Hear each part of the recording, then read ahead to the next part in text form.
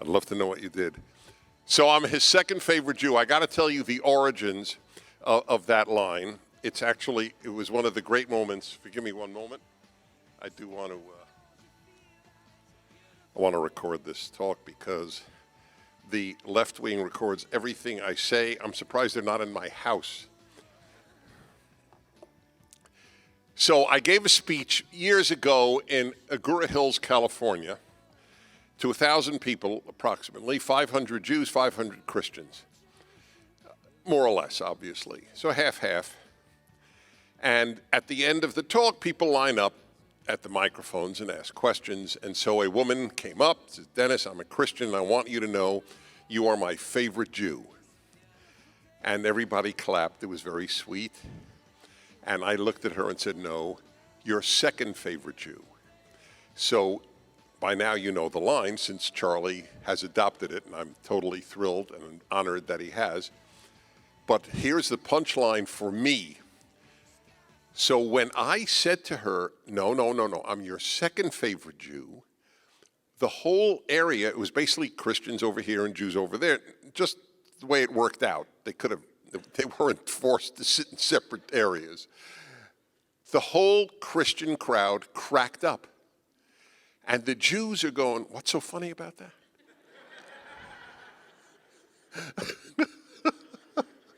That cracked me up.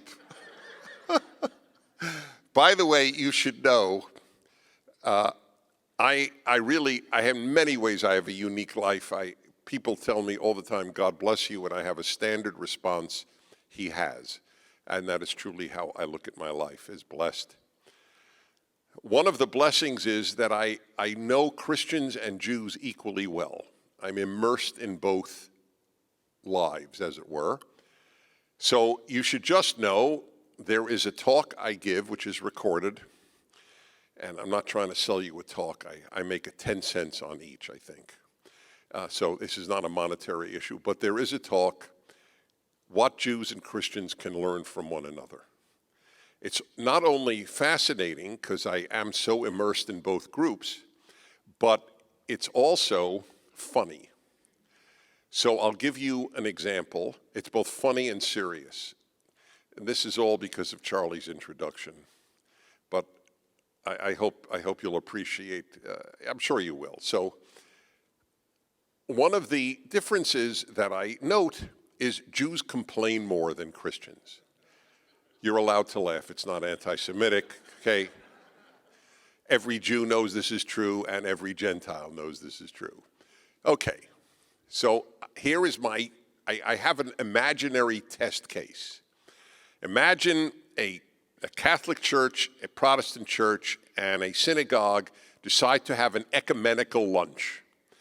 And so they book a hotel for this lunch, 50 members of each house of worship, and I arrange with the hotel to serve overripe cantaloupe to all of them. And then we test which group will complain the most. Everyone knows the answer. I tell this to Jews, they know the answer. Non-Jews know the answer, fine. So that's the funny part. Here's the serious part. Why? It's been my question. It drove my parents crazy. All I want to know ever is why. And I've given a lot of thought to this question. Why do Jews complain more? And I think in part it goes to the notion of suffering. That Judaism and Christianity have a somewhat different view of suffering. They're not in opposition at all, but I think the emphasis is different. So what has ended up is, for Jews, suffering stinks, and we should get rid of it as best as possible. Now, obviously, given all the Catholic and Protestant hospitals, for example, and how much Christians have done in poor areas of the world to ameliorate suffering, obviously, that's a parallel between the religions. But Christians view suffering more as Christ-like than as just awful. And Jews don't have that analogy. And it's just a fascinating thing. So this is all a tangent on the whole point of Charlie's comment, and for you to know how immersed I am in both groups' lives. And now to education. I assume by your presence here as either parents who are teaching your children at home, or as educators in whatever school system you're in, I assume we share a pretty dark view of American education today.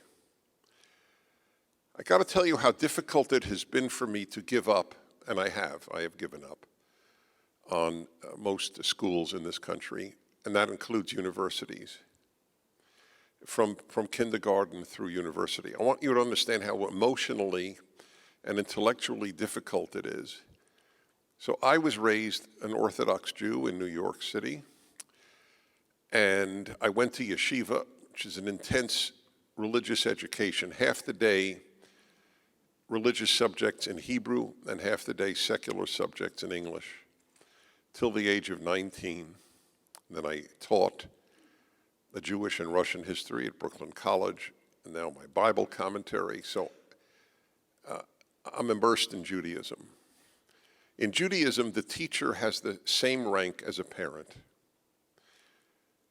There are rabbis who actually say in the Talmud, the second holiest work of Judaism, that if you're studying from someone other than your parent, that teacher is at least as holy to you as your parent. There is a holy status for the teacher in my religion, and it's taken me a long time, and I'll be very blunt with you, I now have contempt for most teachers. You don't know how difficult it is for me to say that. I have no choice. By and large, kids are being ruined in the American educational system. It is incredibly difficult to come around to that. If pictures of the earth came out and showed it to be flat, I could accept that more quickly than the belief that teachers are by and large awful, that they are damaging children, that it is best not to go to an American school. On average, there are exceptions, obviously. But if I deny it, I'm lying to myself, which is, I think, a very big sin. This is what has happened.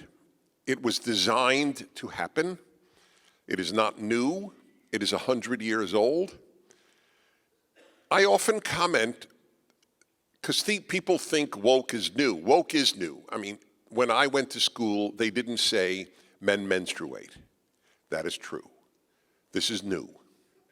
By the way, before I return to how old the damage is, I want to tell you about how new men menstruate is, and is now accepted universally. You can see this on YouTube. Exactly 3 years ago and 1 month, right before the lockdowns. I never say before COVID. COVID is not the issue. The lockdowns are the issue. You should never say before COVID. It's before lockdowns. Anyway, I was on Bill Maher's show. I was the one conservative on. I love that. There's something a little perverse in me. I enjoy being booed. And anyway, I was, thank you so much. That was good. That was very witty. Got a selfie with you right after. So I'm on his show. And as I said, it's gone viral. There are millions of views of this. Not at the time, this year. So I'm on the show, and he says, you know, he's just thinking about how President Trump is a liar. I say, but whatever lies he is told, don't compare to the lies of the left, Bill. And he goes, oh yeah, like what? I said, like America is systemically racist. That is a gigantic lie. And I'll give you another one. Men menstruate. And he starts laughing at me The whole panel starts laughing at me, and the whole audience starts laughing at me. And he looks at me and goes, "What are you talking about? Who says that?" 3 years ago, Bill Maher never heard that men menstruate. Today, everyone has heard that men menstruate. It shows you the warp speed of lies of the left, the instantaneous acceptance of absurdity thanks to media. If the New York Times says it, half this country believes it unquestioningly. Most religious people have more questions about the Bible than secular people have about the New York Times. We're allowed to question God. The first monotheist, Abraham, has an argument with God. Remember with Sodom and Gomorrah? Hey, if you're the judge of all the earth, why will you destroy a city? What if there are 50 righteous people, or 40, or 30, or 20, or 10? Israel means, and it's in the Bible, when Jacob's name is changed to Israel, it says what it means. Argue with God. Struggle with God. Believers struggle with God more than non-believers struggle with the New York Times or CNN. It is an amazing thing. They speak about blind obedience. They own blind obedience. Men menstruate is now a given. If you deny it, you're a hater. You're anti-science. But they all laughed at it. The whole Bill Maher audience, you should really watch it. It's like 5 minutes. It's mind-blowing. This is what is happening. Do you know, by the way, I just reported this on my radio show last week, a lesbian is important, in Norway is charged with hate speech and may go to prison for 3 years for saying men cannot be lesbians. You're supposed to laugh. Because if the idea that men can be lesbians is not laughable, nothing is laughable. No, you cannot reach a level of absurdity beyond a man can be a lesbian. You can't. I cannot think of anything. You can be an elephant is not more absurd than a man can be a lesbian. Norway, one of the most secular countries on earth. By the way, this is one of the reasons that our schools stink. It's because they are so irreligious. Just telling you this, and I'm not a Christian telling you this. See, this is what drives people nuts, because I'm a Jew, and I am an involved Jew and a religious Jew. So you don't know how often in comments on me, well, what do you expect? He's a Christian. And then then somebody will, in the next comment, actually he's a Jew. And it deflates their argument. So I am the biggest defender of the Judeo-Christian amalgamation. America is the quintessential Judeo-Christian country. The secularization of our schools has created the idiocy of our schools. Let me tell you something that you may not have put two and two and realized. The most irrational institutions, the least wise institutions of the country, are the universities. They are also the most secular institutions of the society. If you don't understand the secular roots of the deterioration of education, then you don't understand the roots of the deterioration of education. Secularism leads to idiocy. Are there wise individual secular people? Are there individually foolish religious people? Of course there are. There were wise people who believed in Zeus, but Zeus didn't lead to wisdom. Secularism doesn't lead to wisdom. There is no wisdom in our schools. Here's an example of my lack of wisdom, and then I still haven't forgotten. I'm going to show you what I learned when I went to school. With regard to wisdom, I have often noted the greatest single difference between a religious Christian or Jewish education and our secular public schools or private schools. Private schools are just as awful as public schools. And the difference, When I, as a religious kid, learned what traditional Christians and Jews have taught for eons, I was taught, this is the way I phrase it. My rabbis at my school taught me that the biggest problem in Dennis Prager's life is Dennis Prager. In regular school, you're taught that the biggest problem in your life is America, not you. I'm okay, you're okay. Some of you are old enough to remember that book, but it's not true. I'm not okay, and you're not okay.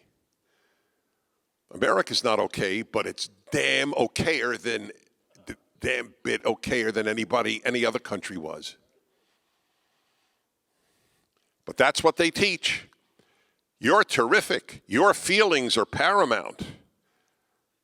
But America, racist, homophobic, capitalist, whatever else they want to smear it with. Although capitalism is not a smear.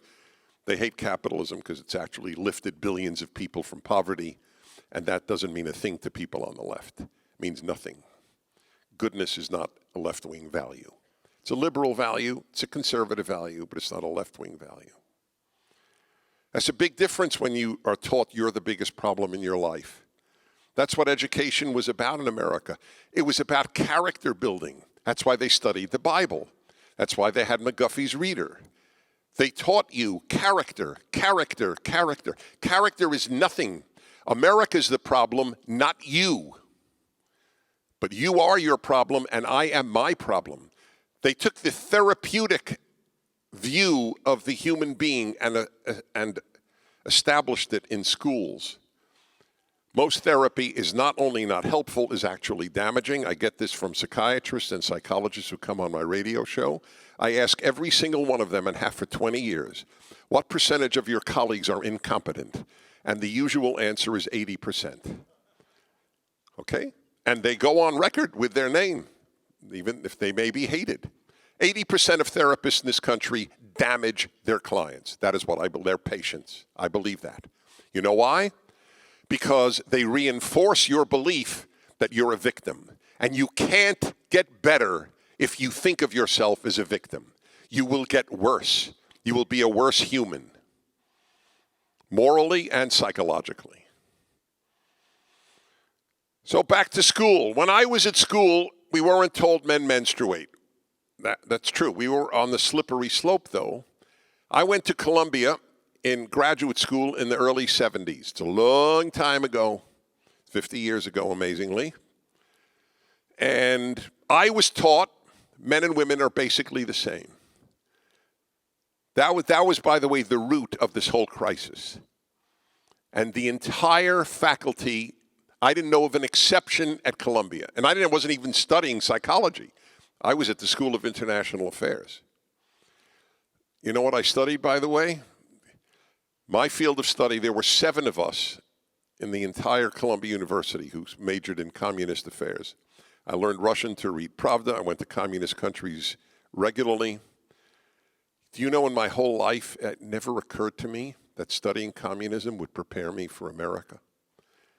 Do you know how shocking this is to me? Do you know, at the end of the Cold War, I remember thinking, whew, am I lucky I didn't go into academia? Who the hell wants to study communism today? It's now irrelevant. Boy, was I wrong. I studied the exact perfect major to understand what's happening in America today. I know the left like I know Judaism. I really know them well. I was taught men and women are basically the same. It's what kids are taught today. Gender doesn't matter. That was my argument on same-sex marriage. And my wife and I are godparents to a same-sex married couple to their kids. They know my position, but they love my wife and me. If they die, we raise their children as we are the moral instructors of their children. We love them, they love us. This is not anti-gay. It is anti the argument. Gender doesn't matter was the essence of the argument for same-sex marriage. And I knew that was the end of civilization as we know it. not same-sex marriage, the argument that gender doesn't matter. Well, now not only does gender not matter, gender doesn't exist. You make it up. What do you feel? Another major calamity of secularism. The Bible teaches the Bible believer a big lesson. Don't follow your heart. The entire world of the left is the opposite. Follow your heart. They are antithetical. The left and the Bible are antitheses. The Bible doesn't trust the heart any more than it can throw it, and the left is heart-based. How do you feel? Do you feel that you're a boy today? Then you're a boy. You feel you're a girl? Then you're a girl. You feel neither? Then you're non-binary. Non-binary. How come in all of recorded history we have no non-binary idea? You can't tell me it's science. You mean scientists just discovered non-binary as a legit option to binary? All scientists in history were ignorant of what you claim to be a fact of human sexuality? Gender doesn't matter. Gender doesn't exist. The very word gender is a phony word. The word is sex. On my birth certificate, it says sex male. Oh, and it also says party Democrat. If you're a New York Jew, it's on your birth certificate. Democrat. That cannot be changed. Your sex can be changed, but not that. This is the state of our education today. I have said for at least 20 years, sending your child to college, now it's true for high school and elementary school, is playing Russian roulette with their values. The only difference is, is there 6 chambers, is that it, in a gun? How many chambers? 6? Okay. So in Russian roulette, one of the chambers has a bullet. But in college, 5 of the chambers have bullets. There's a 1 in 6 chance your child won't, in fact, end up a fool. An alienated fool who regards you as a fool. Whenever I meet conservative parents, which is all the time, whether it's for PragerU, going to meetings and fundraisers for PragerU around the country, or just meeting them at speeches. So I'm not great at small talk, so I ask serious questions of people, and I ask virtually everyone I meet, you have any children? Nearly all do. How many? They tell me. And then I say, what's your batting average? And they say, what do you mean? Most of the time they know, but in case they don't, what I mean is, how many of them hold your values, your conservative and or religious values? So it's non-scientific, but I've been asking it for a long time, and it's pretty consistent. 1 out of 3, all of their children hold their values. 1 out of 3, none of their children hold their values. 2 out of 3, 1 out of 3, the children are mixed. Some do, some don't. So 1 out of 3 parents who believe in the American Trinity, in God we trust, e pluribus unum, and liberty, 1 out of 3 has children, all of whom carry on their values. It's a very painful thing. My heart breaks for these parents. My radio show, for about 25 years, I've gone on listener cruises, taken listeners around the world, from the Antarctic to the North Sea, every ocean. It's been great. On one of them, I was talking to one of the men on the cruise, who was a successful businessman and a Christian pastor. The pastor was his passion, and he supported himself with a successful business. That's how he could afford the cruise. And I asked him about his children. He said, well, I got 3 sons. One has a doctorate from Yale, 1 from Princeton, and 1 from Stanford. In normal times, or at least in the past, a parent would be very, very proud of that. Sounds like quite an achievement. And then he added, and they're all leftists. They share none of his values, religious or social, moral, political. If he could do it all over again, I'll bet he would have been happy if his kids never went to college. Had they held his values and gone into carpentry, he'd have been a much happier man. I am happy to tell you, I knew this so long ago. I told my two sons, I don't give a damn if you go to college. I don't give a damn what college you get into. All I care about is your character. That's all I told them. I didn't even care if they did homework. And my Jewish friends thought it's not possible. No Jewish parent doesn't care if their kid does homework. I didn't, because I didn't do any homework in high school, and life has turned out quite well for me. That's right. I did whatever the hell I wanted in high school. And by the way, I'd just like to add to you, see how quick you are, I graduated in the top 80% of my high school class. That's right. You don't know. It's very sad. There have been times I've mentioned that and the audience didn't laugh. And I thought, this is a bad sign. If they think it's impressive to graduate in the top 80%, this is a mathematically challenged audience. But that's true. I was in the bottom 20%. My mother thought I was going to end up in prison. It's very funny. They were typical, and I mean, they were wonderful people there, but they were typical Jewish parents who wanted their kids to go to elite places. I ended up at Columbia, but that was graduate school. I did work in college. I didn't do any work in high school. But I told my kids that your character is everything. And it's true, character is everything. Life will work out if you have a good character. It will work out. Okay? You will be responsible. You will do what you have to do to lead a good life. You'll get married, and that's part of being a responsible human being, in my opinion. I just point out to you that another consequence of secularism is people don't marry. Religious people marry much younger and in much greater numbers and have children in much greater numbers. The only good thing to come from climate change, the hysteria over climate change, is that so many people are not having children because they believe their children will be incinerated when the world turns into burning. So that these people are not having children is a sort of blessing. If morons don't have the right to be parents, if they disqualify themselves, you don't know. You have to understand something. Every leftist ideology is a secular religion. I'll give you a simple proof.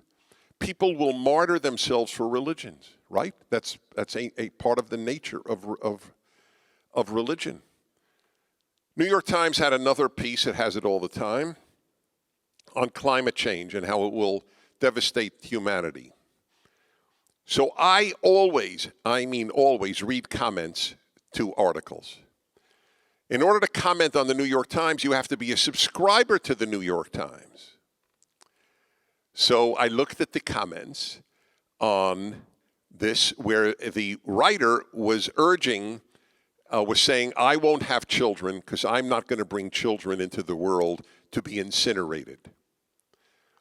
So I looked at the comments and I wrote an entire column on it. So you can find it on the internet. Comment after comment went as follows. My child has decided not to have children because of climate change. All of my life, I have so yearned to be a grandparent. But I support my daughter's decision or my daughter-in-law's decision not to have children because of climate change. That is how sick the left is. I support my child's decision not to have a child. Their decision that I not have a grandchild because of climate change. These people are non-thinking, non-questioning robots, as we saw during COVID, during the lockdowns. The robot-like behavior of the American educated class is scary. I mean scary, and I don't get scared easily. And it's all because of school. The well-educated are the most foolish people in America. I assume if you are a professor, you are a fool. You don't know how difficult that is for me, I told you. To this day, if I hear professor of history, I think, wow, do I have a lot to learn from this person. I no longer assume that. I assume this is an idiot. It's not funny. You can laugh, but it isn't funny. It's worthy of crying. What was Alan, what was the man's name at Princeton? That professor? Is Alan in the room? Thank you, Joshua Katz. Alan Estrin is here. He is the real founder of Prager I just want you to know. He made it all possible.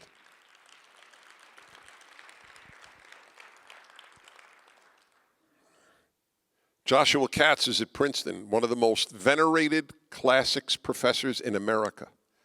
And he was booted out because he wasn't woke. Not one of his colleagues would speak to him. Professors vie with college presidents for cowardice. I don't know of a more cowardly group than college professors and college presidents. This is bad. This is really bad.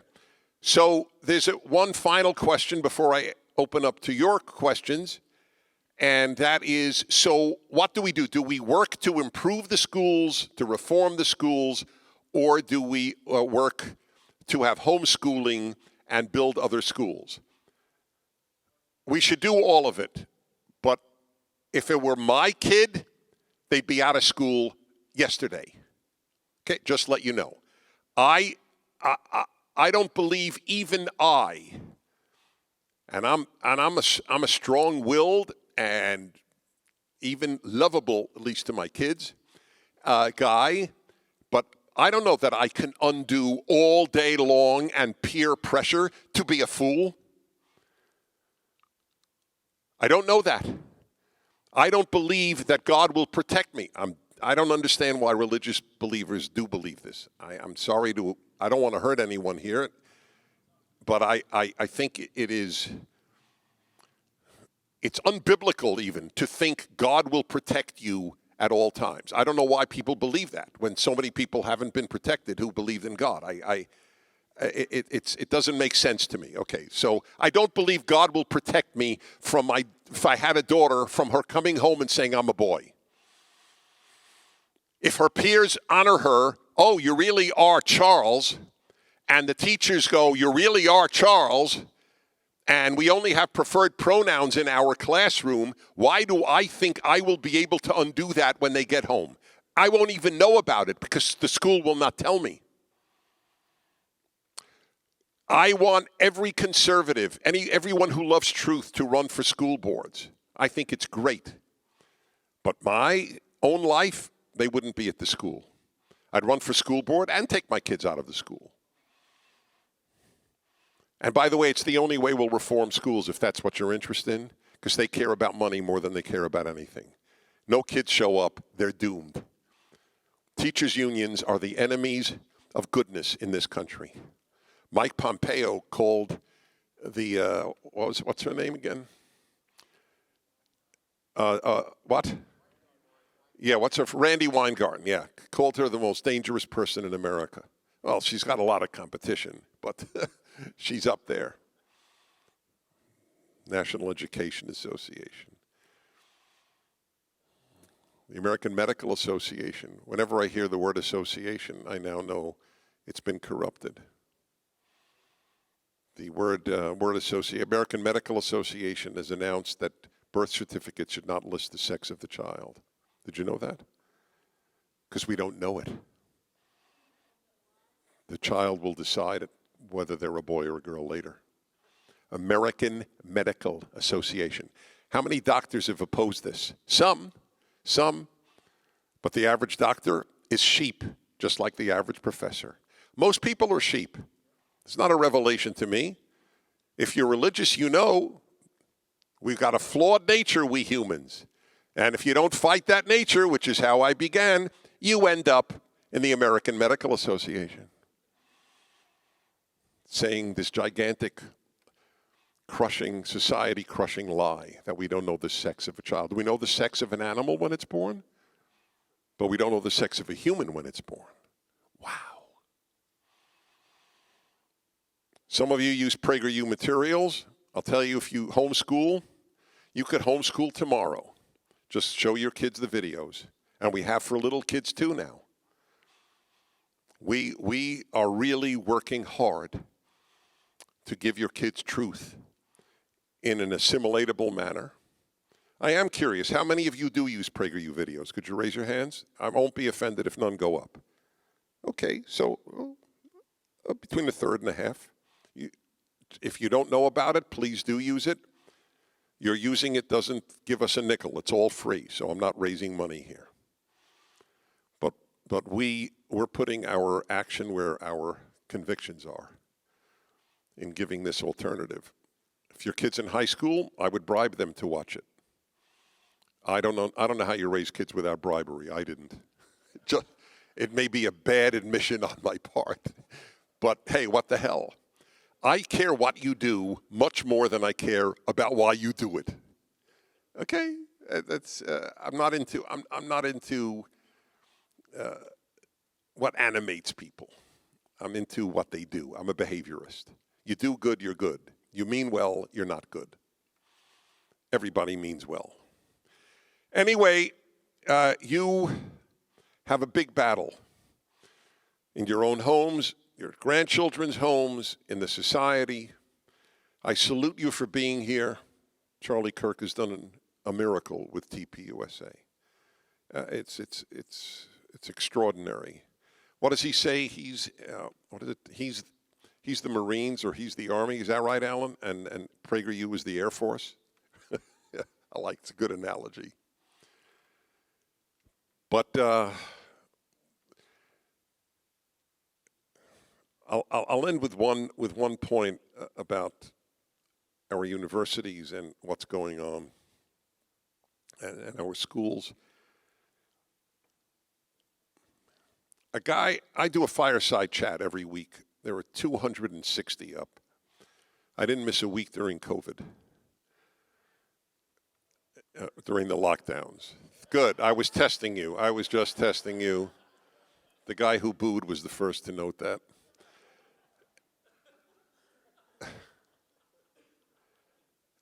And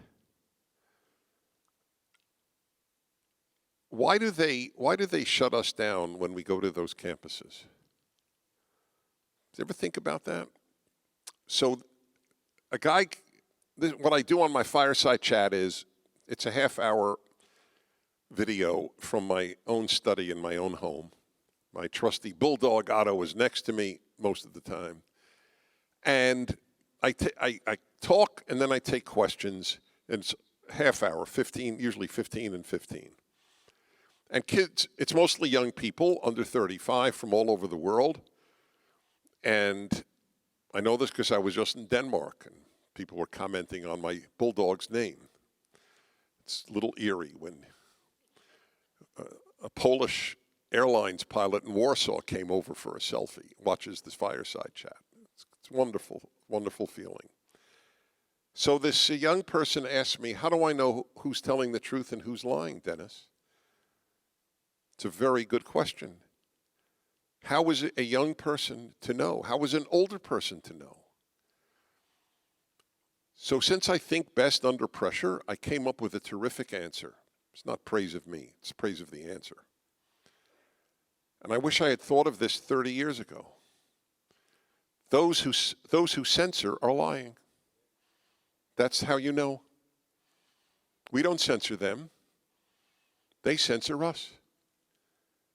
They're lying. Ben Shapiro went to Berkeley and they got $600,000 in security costs.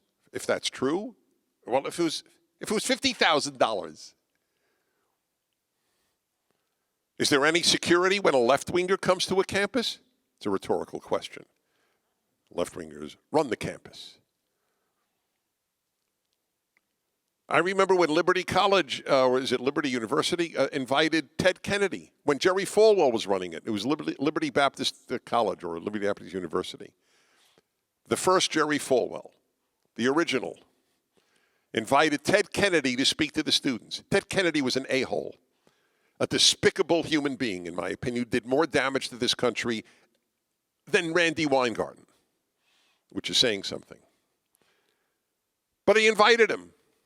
No protests. He was invited by the founder of a Christian conservative university. We have no problem. I invite them onto my show. They say no most of the time. But they don't invite us onto their show. Longtime editor at New York Times was fired because he invited a Republican senator to write an op-ed piece in the New York Times. He was immediately fired. Thou shalt not print a Republican, unless it's Mitt Romney. Something, huh? That's why they shut us down. You know why? They know that any one of us on that campus for 90 minutes can undo 4 years of lies. It takes 90 minutes. That's why our 5-minute videos are so effective at PragerU. That's why they don't want their kids to see it. The Toledo Blade, right, Alan? It was the Toledo Blade. Some woman at a Toledo, Ohio high school, I don't know if it was a woman or a man, some teacher brought in a PragerU video, and all hell broke loose. They shouldn't see 5 minutes of non-left-wing thought. Toledo, Ohio. This is not New York, San Francisco, or L.A. The Toledo Blade editorialized what is a PragerU video doing in a public school in our city. That's something? 5 minutes is too much, and they're right. 5 minutes of truth undoes 8 years of lies. That is true. Truth shall set you free. Familiar with that? It's the truth, Ruth. You got a big job, my friends. Thank you very much. Thank you. Thank you.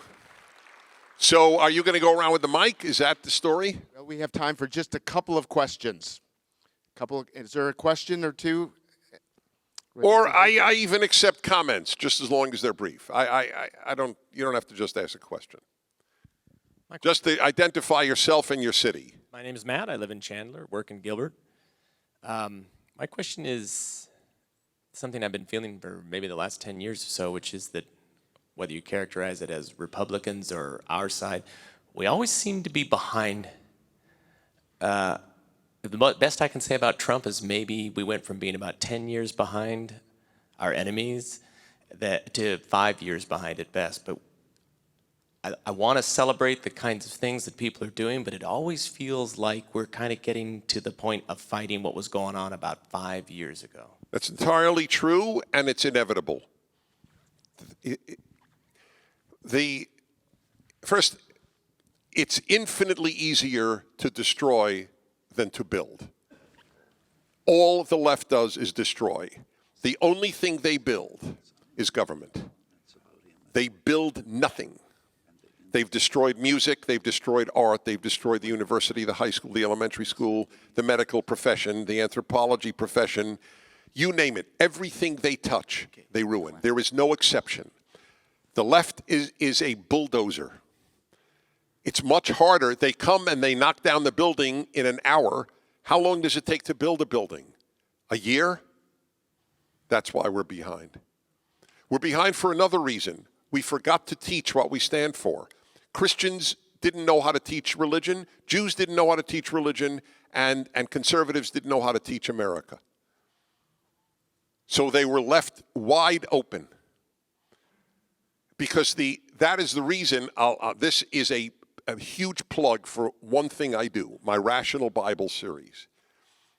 If we don't convince people with reason, not faith, reason, of the necessity of God and the Bible, we are lost. That's why I only use reason. But by the way, that's true for my own life. My entire vehicle to God is through reason.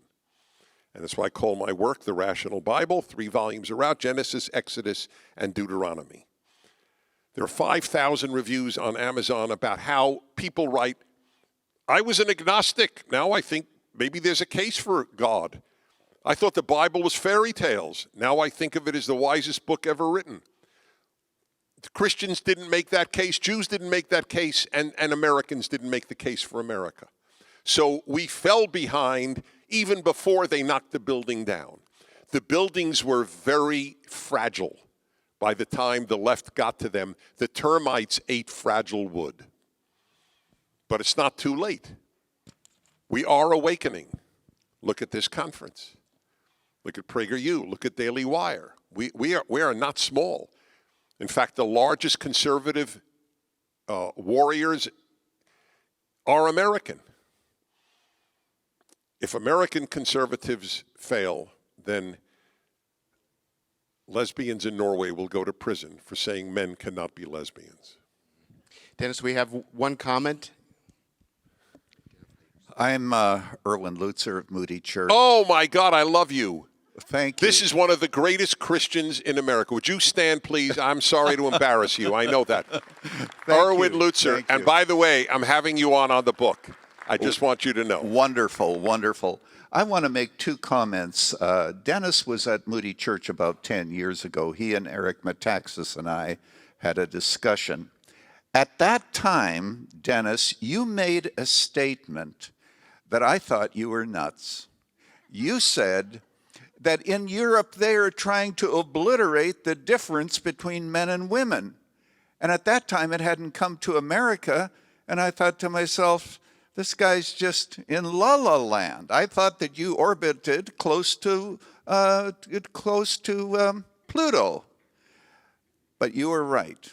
And I want to commend you today for the clarity with which you spoke. And by the way, I became acquainted with you in about 1980 or 81, whatever, when somebody handed me an article that you wrote, which I still have in my file, on the difference between the right and the left has to do with human nature.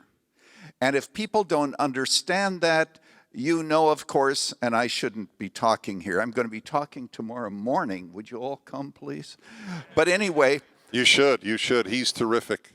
You know, the point is this, that even the defund police movement is really the outgrowth of communism, you know, cultural Marxism, because the whole idea is the only reason that people commit crimes is because they are oppressed. Take away the oppression. Prisons are oppressive. The police are oppressive. And everyone is going to live in happiness. And the biblical view of human nature is not only true, but demonstrably true. Well, I'd better sit down. I'm just... Bless you. You know, so... Thank you. I want you to know, I wrote in the 80s that the obliteration of male-female distinction will lead to totalitarianism. I wrote it, so it's actually in print. And I'll be very personal, and I hope you take this in the right way, but I always gamble with transparency. At a very early age in my very odd life, I realized that my instincts were in accord with the Torah's instincts. The Torah is the basis of the Old and New Testaments, the first 5 books of the Bible. Do you know that the founders of this country quoted Deuteronomy more than any other secular or religious book? That's amazing. More than the French Enlightenment thinkers, they quoted Deuteronomy. Jesus quoted Deuteronomy more than any other book except Psalms. I'm mentioning because that was the last of my 3 volumes that has been published. But I realized very early on, oh my God, this is the repository of everything. God created Adam. I was in hesitations because I'm translating. I learned it in Hebrew, so I still think of it in Hebrew. But God created Adam, the human being. Zacharo nekeva bara otam. Male and female, he created them. They hate that distinction. They hate all distinctions. They hate the man-God distinction. They're gods. What did the serpent promise? And by the way, some of you are not religious, and that's fine. But I need you to read my last column last week. Will secular conservatives have conservative grandchildren? And the answer overwhelmingly is no. Secular conservatives are denying what the founders believed was essential to America. God.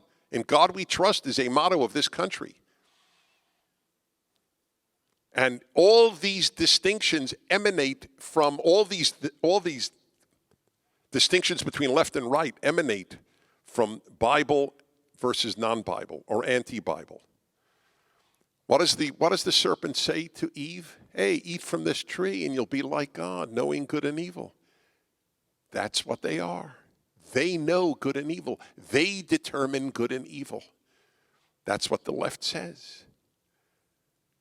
That's why they hate people who think God determines good and evil. They hate us. They are gods. That's what they believe. Now, who is God? Not the one who creates heaven and earth, the one who determines good and evil. And they're right. That's who God is.